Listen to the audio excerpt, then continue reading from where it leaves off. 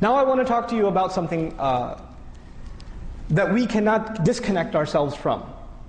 You know, the struggle of Islam, of course, is a timeless struggle. But at the same time, we are living in 2010. And we are living in a context where the Muslims have gone through quite a bit of change in the last 100 years. The last 100, 150 years have been a very transformational time for the Ummah. We cannot separate ourselves from our history.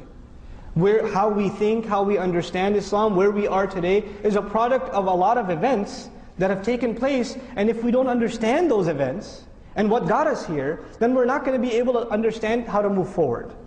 So very briefly, I'll just mention one thing. Islamic movements over the last 100 to 150 years. In 1924, the last remnant of what was an Islamic state falls.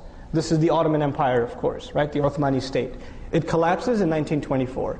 Since then, you have the birth of several movements all over the world, India, the Africas, in the Arab world, that are trying to revive Islam. They're trying to bring Islam back. Right? And writers talked about how there need to be movements and groups that need to bring back, and this rhetoric started of developing an Islamic state. So pretty much every major movement in the last 100, 150 years talked about the revival of Khilafah, bringing Khilafah back, and quoting all the hadith that talk about the Khilafah, and looking at the seerah and saying, look, this is what the Messenger did, sallallahu alaihi wasallam, this is what we need to do. In other words, tying their struggle directly to the seerah of the Messenger sallallahu alaihi wasallam. Now, in one sense, that's very good, in the sense that we need to tie our struggle always to the struggle of the Messenger alayhi salatu wasalam. But in one sense, this is oversimplification. When we take lessons from the seerah, we cannot ignore the time, the place, and the changes that have taken place. So you cannot copy-paste lessons, you have to apply them very carefully. This requires a lot of detailed understanding of the time and place in which you live. And so I want to present to you something that actually one of my very dear teachers and colleagues, and to me actually an intellectual role model, who's a member of this community, Brother Bashir Ansari, wrote in Al Jazeera. He wrote an article in Al Jazeera, Al-Islamiyun bayna dawla wa la dawla. I thought it was fantastic, really. I studied it with him when I took it with me to Detroit, and I thought it was just absolutely stunning, this article. And I hope to actually get it translated and make it available to you guys. And the subject of the article was Islamists, meaning Islamic movements, caught between having a state and not having a state. Right, this idea of statehood. In other words, two things became equation. Establishment of deen equals establishment of a state. This idea was made common. If you want to establish the deen, you have to have a government. You have to have a state. I don't mean New Jersey, I mean like a government state, okay? As in statehood. So this idea is actually what he questions. And he says, what are the roots of this idea and what are the problems with this idea? First of all, most of the movements that called for a state have had no experience or idea or know-how how to run a state. What does it take to run a government? Sanitation, police, roadmaps, taxation, right? Huge bureaucracy. I mean, if you work in a big company with 500 employees plus, governments are the biggest kinds of organizations in existence. They're the most colossal organization with the most number of employees. It is a massive, massive bureaucracy. So you have a movement that says, we should have an Islamic state, we should have this and that and the other. But they don't have even close to the roadmap to what it takes to build a complex state. You cannot compare that to the life in Medina. Medina was simple, easy. These people didn't need governments and a water department and a taxation department and a municipality, and they didn't need these things. They just had simple hut homes, and they were living in tribal lives. Now they're a little bit more organized. It's a very preliminary form of a state that the Messenger established, sallallahu alaihi wasallam. For that society was very advanced, but compared to what we have now, it's very simple. So to say we're just going to go establish a state, if you give these movements, let's say, you know what, we're ready to give you the state, here, take Pakistan, take it. You can have it. What are they going to do? How are they going to run it? Do they have the credentials to actually budget, to finance a budget, to engage in policing and things like that? They don't have the wherewithal. These are things that require a high degree of expertise. And by the way, let me tell you something else that he mentioned in the article that to me was mind-blowing. a movement. When Muslims are trying to say Muslims need to wake up and we need to stand up and we need to establish the deen, these are the kinds of things I can give in a khutbah and people might say, Takbir! Right? Everybody's going, yeah! Iqamatul deen! But, so movements can fire people up. They can invigorate people. They can inspire people. People can read the works of people like Maududi rahimahullah or Sayyid Qutb rahimahullah and to this day be moved, right? And be like, or Maulana Ilyas rahimahullah. These people, they can read them and say, wow, that's amazing stuff. But tell me which country in the world today looks at its government and say, they're so awesome. I love those guys in government. You know what comes with being in government? What naturally comes with being in government? Being hated. You can't avoid it. People have a natural tendency to not be inspired, especially not be inspired by their government. And some places in the world, these groups figured it out. I'll give you an example, not because I condone them, because we need to understand the political science of this. You have a group like Hezbollah. Now there's efforts made in Lebanon to enter them into politics, right? They want to bring them into the political realm. But the leadership of Hezbollah says, no thanks, we don't want government. You know why? Because when they're outside of government, a lot of people love them. But if they enter government, what's going to happen? They're going to lose their credit. Oh, they're corrupt like all these other government politicians. You see what I'm saying? So they understand that they're more powerful outside government than they even are inside government. Now let's not just take an Arab example, let's take an American example. How much does government affect your life? On a day-to-day basis. Okay, I know you pay taxes every year. I understand that. But other than that, on a daily basis, what influence does government have on your life?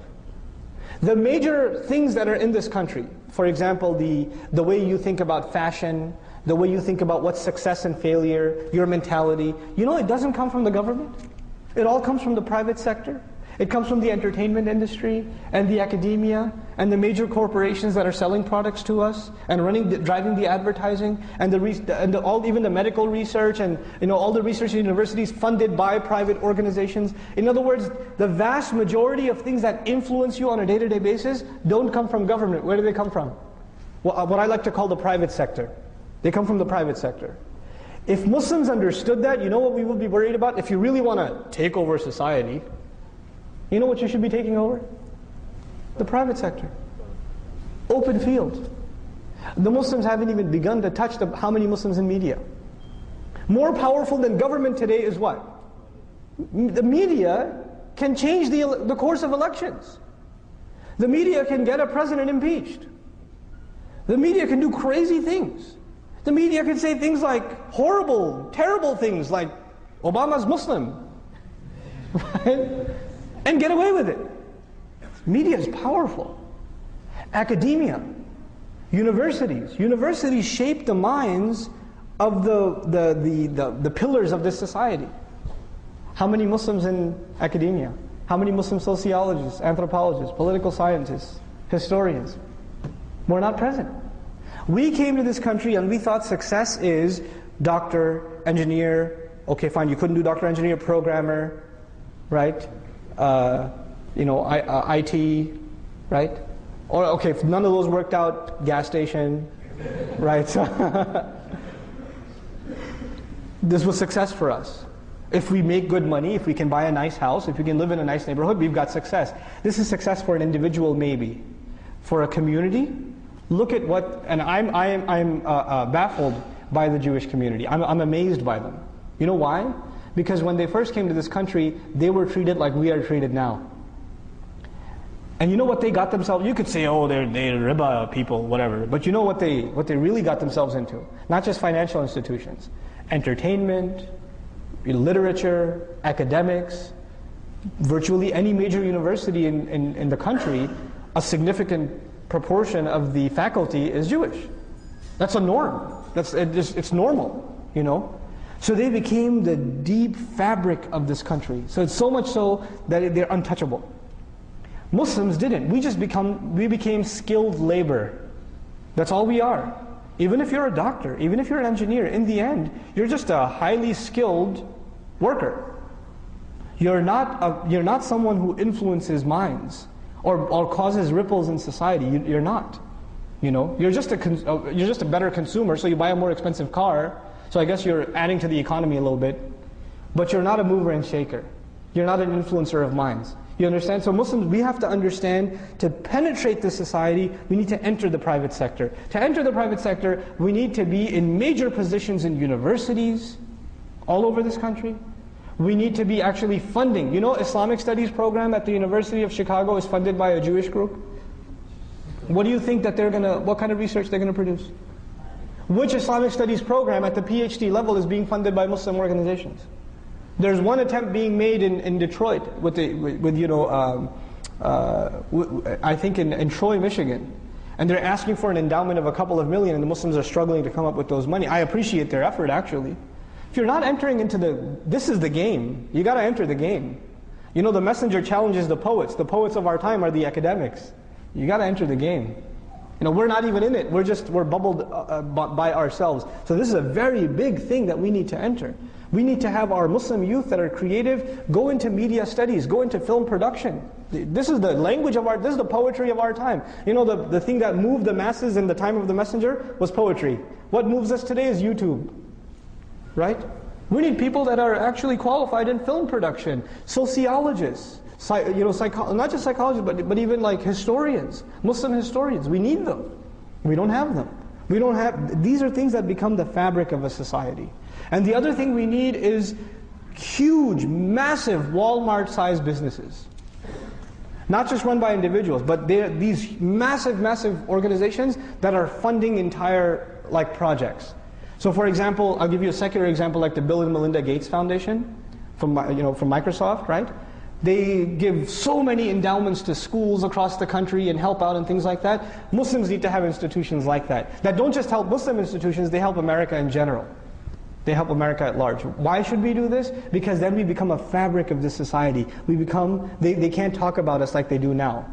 They talk about us now as though we're like these wild dogs let loose in the society. Literally, that's how we're talked about in the media. We're not given human dignity when we're talked about. That's not where we stand. Why not? Because we isolated ourselves. We did that to